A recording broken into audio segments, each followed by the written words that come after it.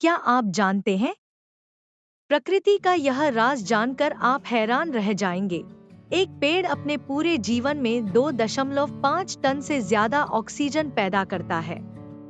यानी एक पेड़ हर साल 4 से 5 लोगों की सांसों के लिए ऑक्सीजन देता है।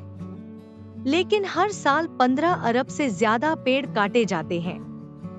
अगर ऐसा ही चलता रहा तो भविष्य में सांस लेना भी मुश्किल हो जाएगा। आप भी बदलाव ला सकते हैं। एक पेड़ लगाएं, प्लास्टिक का उपयोग कम करें और दूसरों को भी प्रेरित करें। प्रकृति हमारी माँ है। आओ मिलकर इसकी रक्षा करें।